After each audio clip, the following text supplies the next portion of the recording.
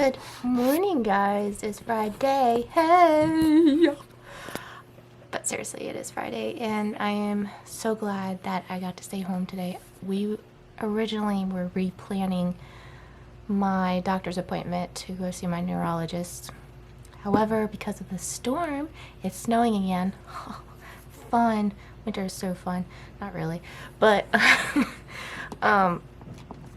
anyway, I was just so glad because I wanted to stay home. The last couple of Fridays we've been going, and which is fine, but sometimes I kind of just want to stay home on the weekends completely, especially now that Mom's back in school and we're gonna be working on Mondays, and because she has school on Wednesdays and she doesn't want me to stay in at the school waiting on her and trying to plan work around her time schedule. So we just are switching days around. I'm gonna have Wednesdays off now, and then we're working on Mondays, which is not great because I like my Mondays off. I really do, but what can you do? It's almost over. We have till May that she'll be done. I mean, she's going to be transferring. She'll be graduating this year from HEC and then going into Frostburg, which I hope is not going to destroy the schedule again, but what can you do? Really? What really can you do? So, I'm just glad to have the day off. Plus, I'm just, no offense to my doctor, but I am getting kind of fed up with him. I mean, obviously reasons not towards like the rescheduling issue, but like the first time around, if I had gone the first 2 weeks ago, first time that was scheduled, this wouldn't be an issue. It was a great day that day. It was sunny and it was actually decently warm, and there was no snow or anything, so would have gotten it done and over with. But obviously you can't control the weather, but nonetheless, and there's other subjects Mom wants to bring up, like my migraines and some blood work with other things like my tiredness and stuff. I'd rather go to a different neurologist that actually cares. I feel like, no offense to my doctor now, but I feel like he was great in his younger years, but now he's gotten older, it's more about the paycheck. And maybe I'm wrong, maybe I'm deciphering. That's just the way I see it as. And I want someone who actually cares. Anyone that knows my doctor or has had him knows he's just not personal enough, and they don't particularly like him either. So I don't wish ill towards him or anything. I just think maybe it's time for retirement or something. But or just get people that he can work with, and just, yeah, anyway, enough of that. I reapplied my blue because it's been fading out. Can't tell right now because it's wet. So I've already eaten, because while I was dyeing my hair, I went downstairs and ate and took my medicine, that sort of thing, so I don't have to worry about that right now. I don't have to rush into that. Zachary is now getting into dotting, and his kit came in, so thank you, Grandma, for sending that to him. I will help him along the way. I'm not sure if he's going to be well invested as much as I am. I will be surprised if he finishes the kit. If he doesn't, then don't worry. Homegirl's got his back. I will finish it for him. But nonetheless, we'll see what he's willing to do. So maybe because it's one of his favorite characters, he'll want to do it. I don't know. It depends how bored of it he gets, but we'll see.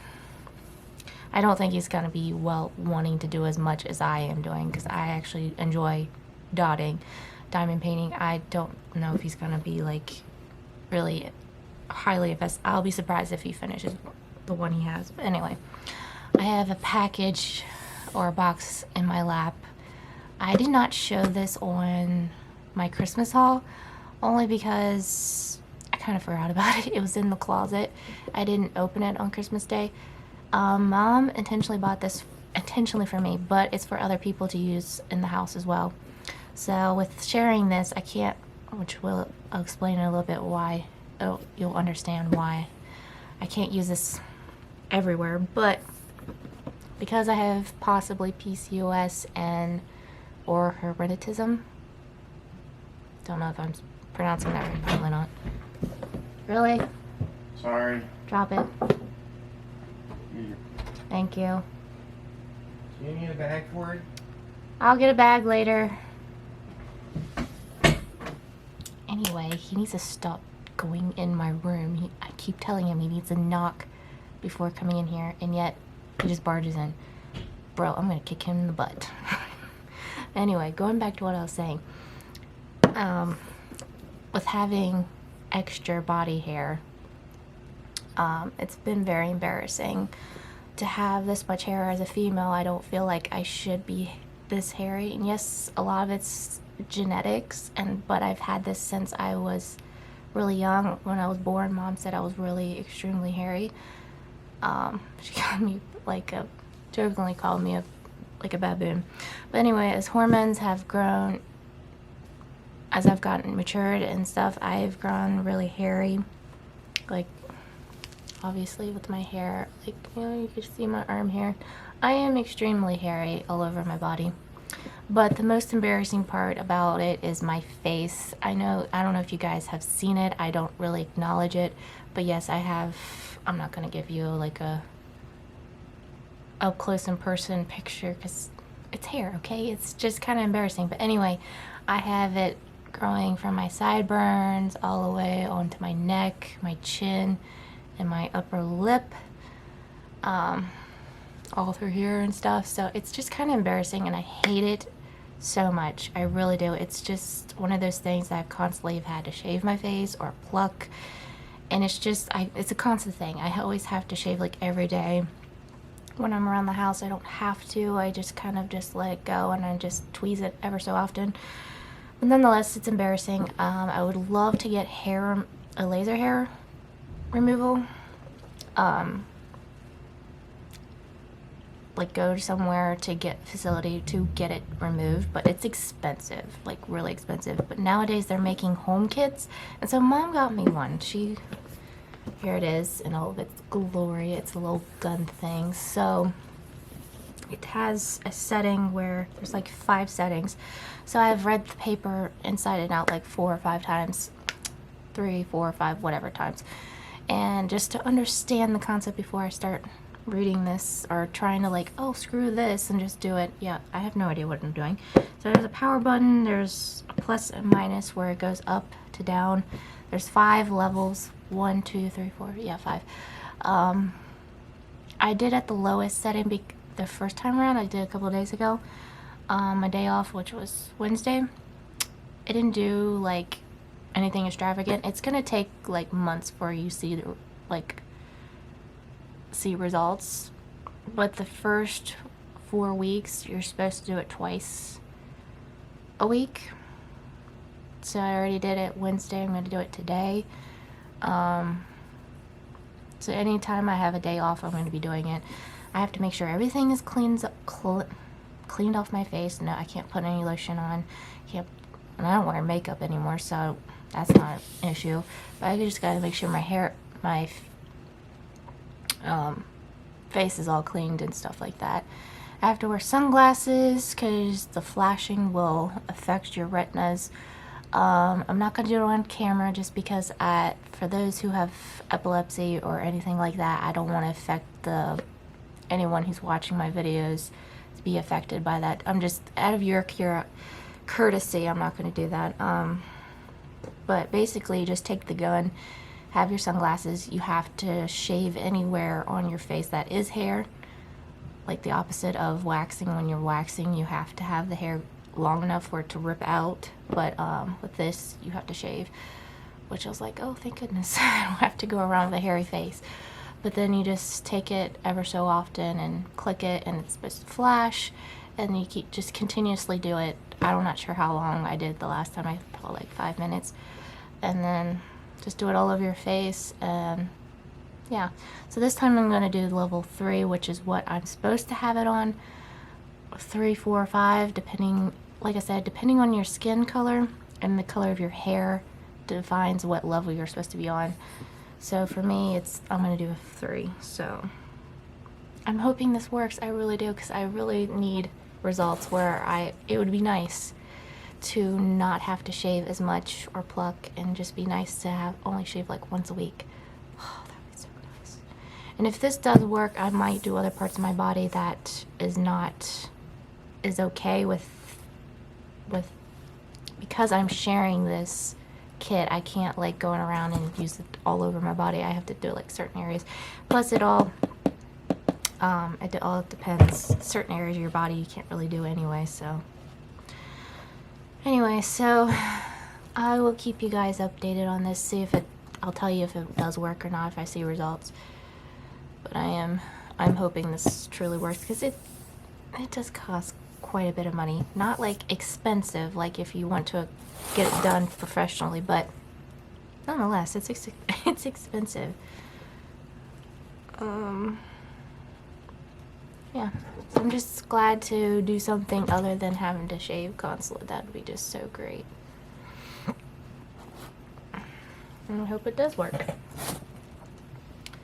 Anyway, I've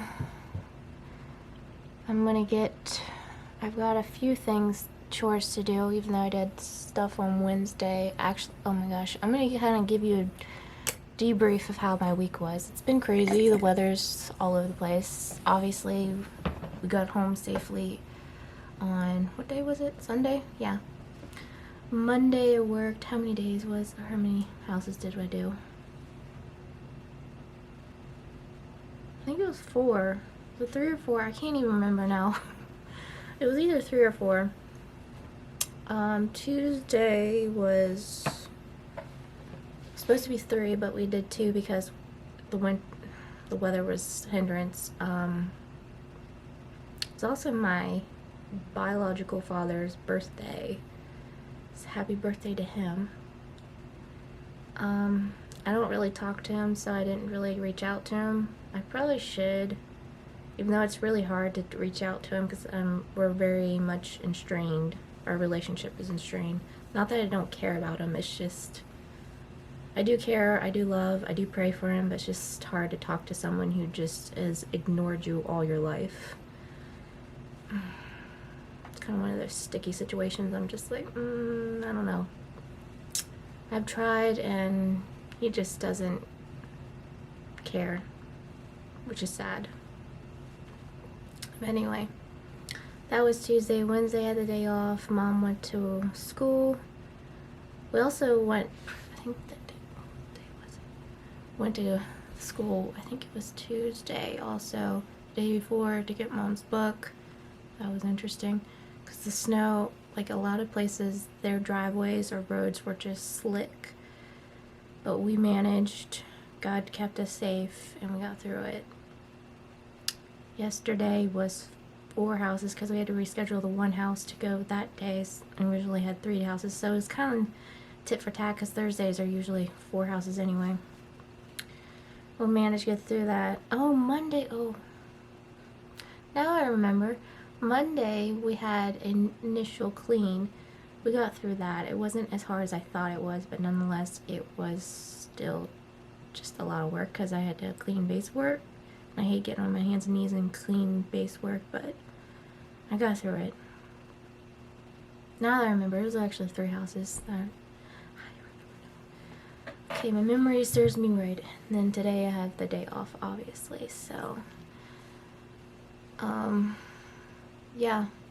So now that I'm working on having Wednesdays off and working on Mondays, unfortunately my times off with my cousin might not happen. So if you're seeing this, cuz, I'm sorry, but things have changed. I will be talking to him eventually. Right now, weather is kind of being a hindrance anyway, but I'll have to see how that pans out. We'll have to try to schedule something, depending on both of our schedules, so discuss that another time. But anyway, I am going to get myself going. I've got some things to do, some chores, and I've got to edit some videos. Here goes my yawning. Oh gosh. Yeah, that means I definitely need to get going because I'm trying to fall asleep here. So anyway, you'll see me later for Bible time. Okay guys, you know what time it is. Bible time. So let's get started.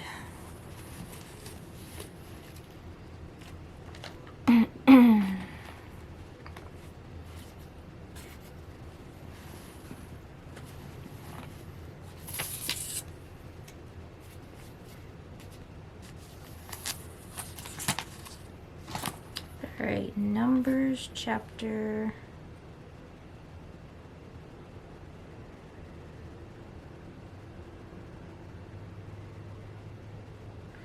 Alright, I'm going to read this one. I'm not sure if I've already read it or not, but that's okay. We're going to do Numbers chapter 17. The budding of Aaron's staff. Then the Lord said to Moses, "Tell the people of Israel to bring your 12 wooden staffs, one from each leader of Israel's ancestral tribes, each of them inscribed of the leader's name on his staff. Inscribe Aaron's name on the staff of the tribe of Levi, for there must be one staff for the leader of each ancestral tribe. Place their staffs in the tabernacle in front of the ark containing the tablets of the covenant where I meet with you. Buds will sprout on the staff belonging to the man I choose. Then I will finally put an end to the people's murmuring,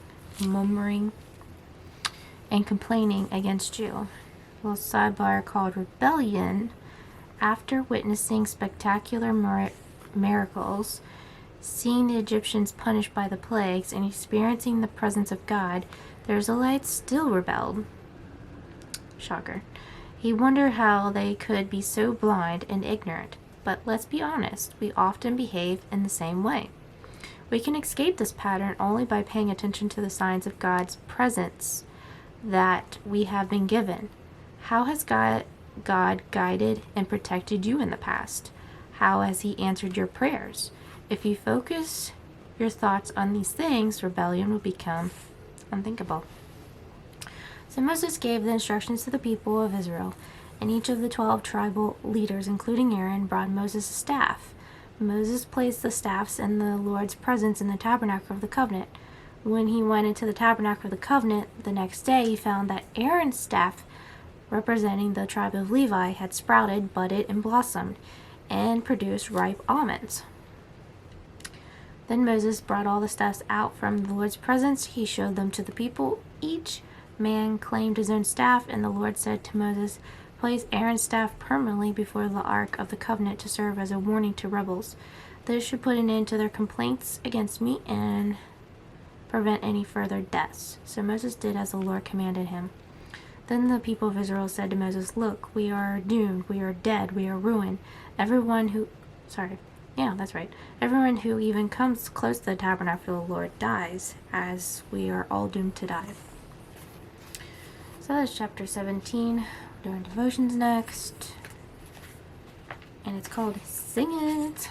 And we're reading out of Isaiah. Alright.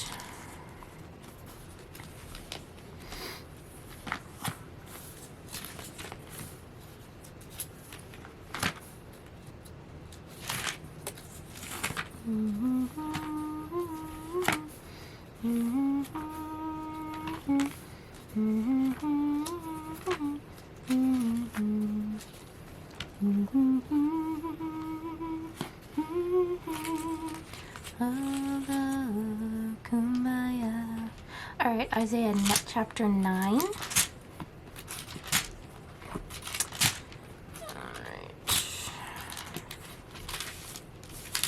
Verses 1 through 7. Hope in the Messiah.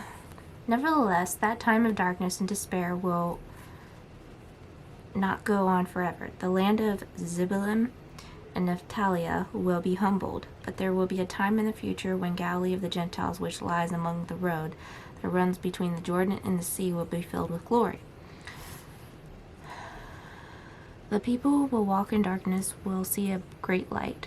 For those who live in a land of deep darkness, a light will shine. You will enlarge the nation of Israel, and its people will rejoice. They will rejoice before you as people rejoice at the harvest, and like warriors dividing the plunder. For you will break the yoke of their slavery and lift the heavy burden from their shoulders. You will break their oppressor's rod, just as you did when you destroyed the army of Midian.